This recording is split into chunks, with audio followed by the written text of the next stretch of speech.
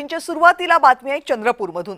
चंद्रपूर जिल्ह्यामधल्या राजुरा तालुक्यात एका चारचाकीचा भीषण अपघात झाला। आजारी व्यक्तीला भेटायला गेलेल्या परिवारावर काळाचा घाला पडला। चारचाकी नाल्यामध्ये कोसळली आणि 5 जणांचा मृत्यू झाला।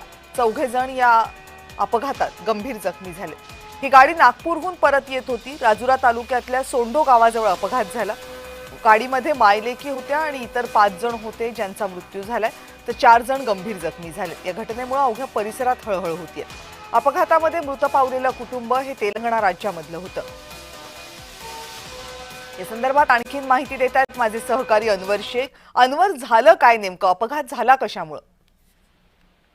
नक्कीच कविता, हे जे कुटुंब होता हे नागपूरवरून तेलंगणा गावातील जे कागजनगर गाव आहे इथील कुटुंब आहे।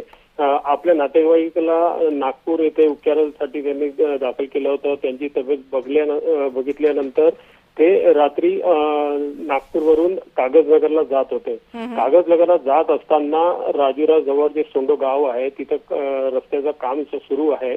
चालकाचा ताबा गाडीवरून सुटल्याने हा अपघात झाल्याचं बोललं जात आहे। यामध्ये 5 लोकांचा मृत्यू झालेला आहे आणि 4 लोक चंद्रपूर येथील खासगी रुग्णालयात उपचारासाठी दाखल करण्यात आलेले आहे।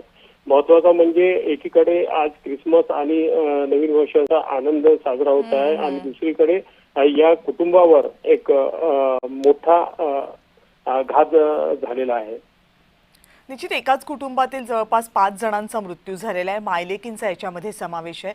राज्यभरामध्ये आनंदाचं सणावाराचं वातावरण असताना अशा प्रकारचा अपघात होणं, एकाच कुटुंबातल्या इतक्या जणांना आपले प्राण गमवावे लागणं हे दुर्दैवी आहे। धन्यवाद अनवर, तुम्ही दिलेल्या सगळ्या माहितीबद्दल।